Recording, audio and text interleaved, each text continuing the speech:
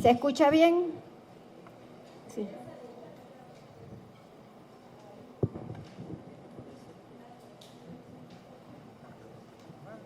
Ahí.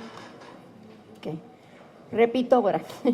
Buenos días a todos y a todas. Comenzamos hoy la segunda jornada de este seminario tan necesario en estos momentos que estamos atravesando. La sesión de ayer sin duda que levantó muchísimas interrogantes y despertó además el interés de las personas que estamos aquí por seguir debatiendo problemas tan profundos como el tema ético que ha tenido, que quizás ha sido el que más ha llamado la atención, que propuso nuestro compañero Díaz Polanco. Pero igualmente el resto de las intervenciones, realmente yo sentí ayer que mi espíritu revolucionario se fortalecía y que los retos que se vienen en el futuro pues van a meritar de nosotros toda nuestra dedicación, todo nuestro compromiso y tomar medidas que hasta ahora pienso que no se han llegado a tomar. Eso lo vamos a concluir mañana cuando ya tengamos todo el panorama bien definido. Y creo que vamos a tener que sacar algunas decisiones importantes que la red tiene que asumir en este momento. Quiero informar también que el general Angiolillo, que estaba programado para la sesión de ayer tarde, que se suspendió por las razones que todos conocemos, él no va a poder asistir hoy ni mañana porque tiene una actividad muy importante en la UNEFA. Él es rector de la UNEFA, mañana es la graduación de 4,000 personas de la UNEFA en un acto con el presidente de la República y ya eso amerita su total dedicación para que todo esté a punto y para que todo el acto mañana tenga el éxito que todos esperamos. Entonces él presenta sus excusas y lo tendremos anotado para un próximo encuentro porque es uno de los militares con una de las posiciones revolucionarias más interesantes en este momento. Yo quiero hacer una pequeña introducción a este foro que vamos a tener hoy. Yo diría que ahorita es una verdad más que evidente, aunque no siempre es reconocida como tal, el que la historia de la humanidad la marcan las luchas de los pueblos. Solo cuando los pueblos sienten que han llegado al tope de su resistencia o que sienten en peligro su supervivencia y se lanzan a la calle poniendo en riesgo su vida y corriendo todos los avatares posibles, solo en ese momento es cuando se producen las grandes rupturas históricas. Ejemplos hay muchos: la rebelión de los esclavos en la antigua Roma, la rebelión del pueblo francés cuando se lanza a las calles en 1789, que acaba con la monarquía absoluta y da inicio a la Revolución Francesa, o la rebelión de los esclavos negros en Haití en 1800, mucho antes de 1804, pero que da como resultado la primera independencia en nuestro continente del sur y además la primera república negra que se da en el mundo. O la rebelión de los criollos, pardos, indios y negros de hace 200 años que produjo la independencia de Venezuela bajo la conducción del libertador Simón Bolívar. Todo esto nos demuestra que solo el pueblo salva al pueblo. Ninguna concesión, ningún logro que se haya alcanzado se ha dado por voluntad o por concesión graciosa de las élites dominantes. Solo la lucha de los pueblos es que ha logrado que la humanidad haya avanzado en la adquisición de derechos humanos y de mejoras en la vida social, en la vida política de la humanidad. Cuando no es el pueblo el que participa, las salidas que se ofrecen son solo salidas gatopardianas. Bueno, luego, en nuestro caso, en nuestra América, luego del proceso de independencia, por lo menos en el caso de Venezuela, se sucedieron nuevas colonizaciones. Primero los británicos, los franceses, pero al comienzo del siglo XX se instaura la dominación, o la más grande, que incluso que ha tenido consecuencias mucho más profundas que la propia colonización española, que fue la instauración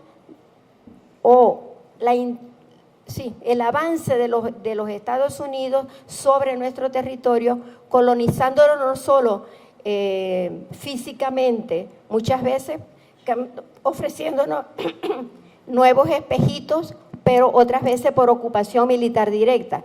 Pero no solamente fue la ocupación física, real, sino que nos fue además convirtiendo culturalmente en una réplica de su sociedad.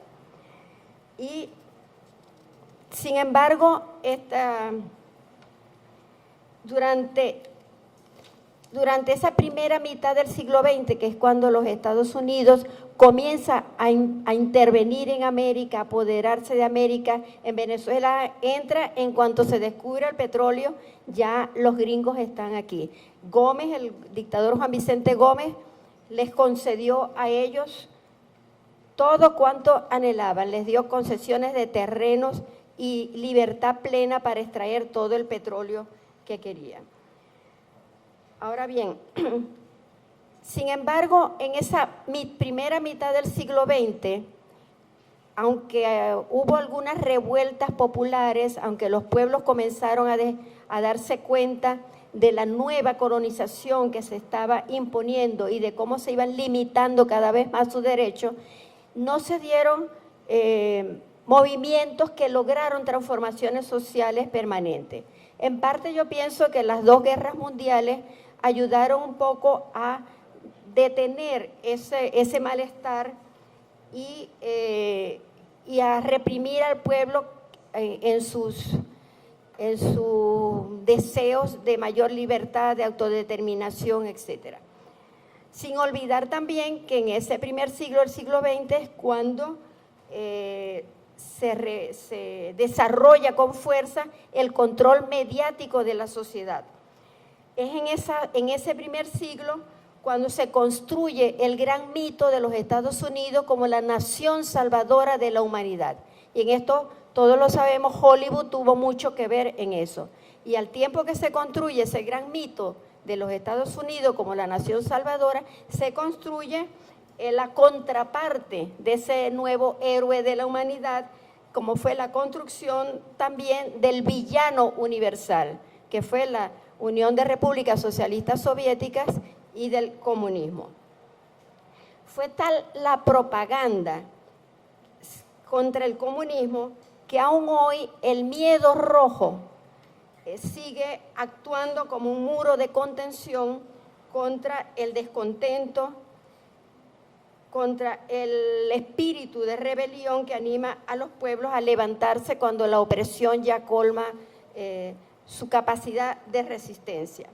Es decir, hoy día incluso vemos que hay pueblos que temen dar el salto hacia la autodeterminación porque tienen miedo de caer en el mar tenebroso de los comunistas come niños que los medios les han inculcado. Ahora, en nuestra América, esta conciencia y este compromiso por la autodeterminación comienza a realizarse, a consolidarse más bien en la segunda mitad del siglo XX y comienza a escribirse con trazo firme nuestra nueva historia de independencia o de segunda independencia, como la llamaba el comandante Chávez. Aunque muchas de estas rupturas liberadoras fueron revertidas por acciones de reconquista imperial, tal como la protagonizada por los guatemaltecos, a cuyo frente siempre estuvo Jacobo Arbenz, o la de los panameños con Omar Torrijos, o con los granadienses con Thomas Bishop, y más tarde la chilena, a cuyo frente estuvo el gran Salvador Allende. Sin embargo, los intentos de Estados Unidos encontraron un gran escollo que todavía les resiste y que no van a poder nunca salvar. Se encontraron con un pueblo valiente que, inspirado en la gesta y en las ideas de José Martí, y a cuyo frente se puso uno de los más grandes revolucionarios de este siglo y de muchos siglos, como fue Fidel Castro.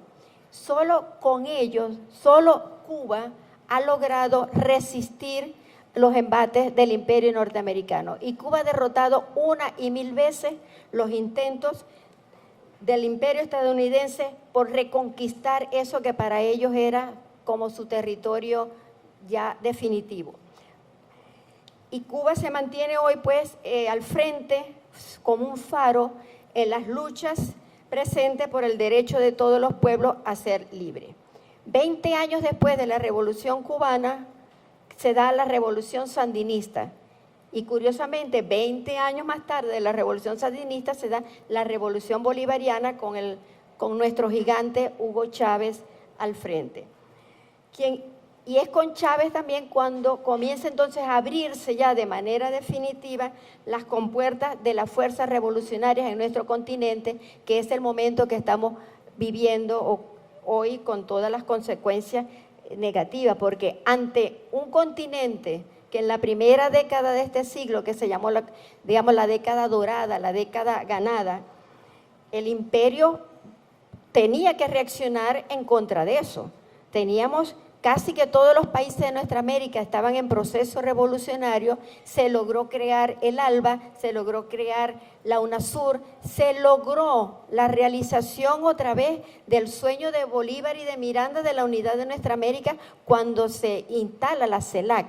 Por primera vez eso se da la unidad de toda nuestra América, de todos los gobiernos, y en esa CELAC íbamos a poder discutir nuestros propios problemas sin la influencia de Estados Unidos y sin la influencia de España, que también bastante varilla ha echado en nuestro continente. Evidentemente, entonces, que la reacción de los Estados Unidos ha provocado la situación que estamos viviendo hoy. Eso, una de las cosas más quizás del efecto más contundente que tuvo contra ese espíritu de unidad fue el asesinato del comandante Chávez. Y ahora lo que acaba de pasar en Bolivia, destruyendo el otro de los procesos liberadores de profunda significación identitaria para todos nosotros, como es la defenestración de Evo Morales. El primer presidente indígena en toda la historia de nuestra América. El primer presidente indígena. La significación de eso va mucho más allá de este golpe fáctico que se ha dado en este momento. Entonces, podríamos decir entonces que la diferencia entre la primera década del siglo XXI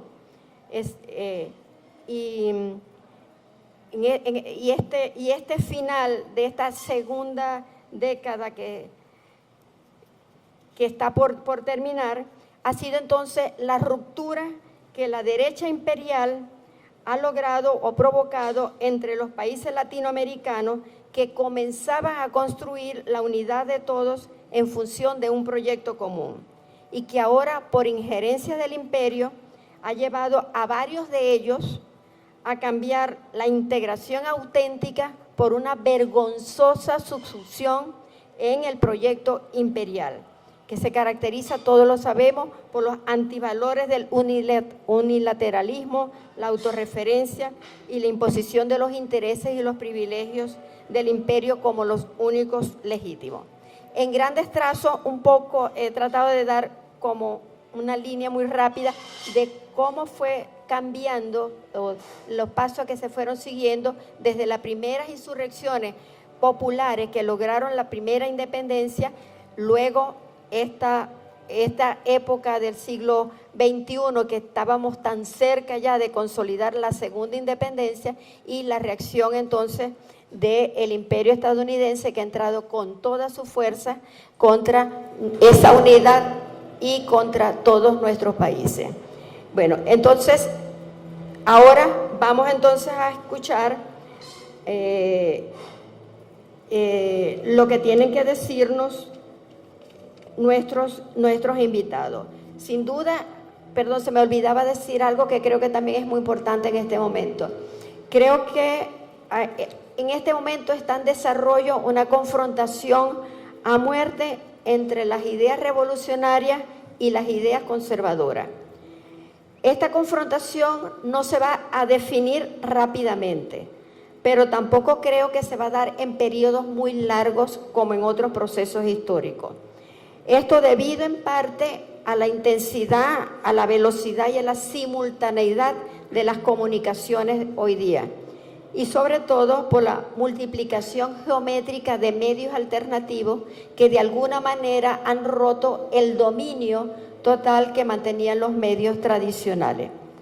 Creo entonces que estamos en el momento preciso en que el espíritu revolucionario podría recorrer y sacudir al mundo casi simultáneamente.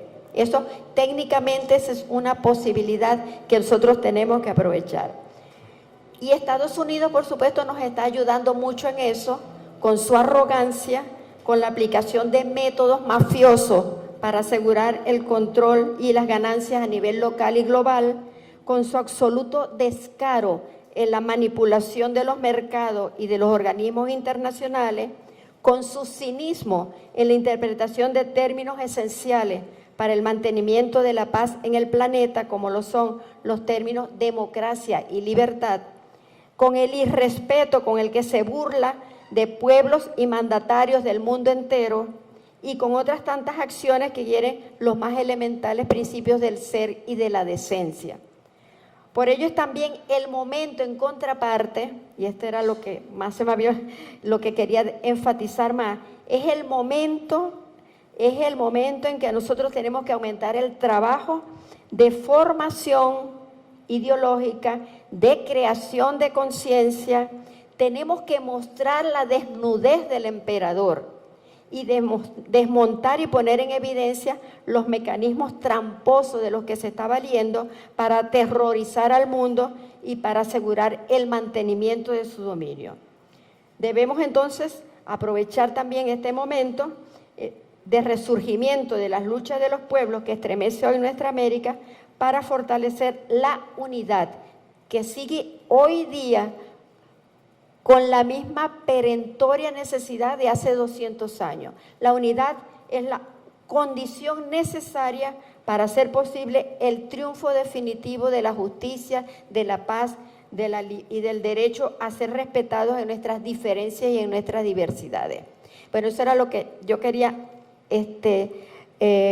presentar como contribución aquí, y vamos a ver entonces ahora sí qué tienen que decirnos los compañeros que integran esta mesa. No sé si en qué orden quieren empezar. Bueno, vamos a dejar a Judy Valencia.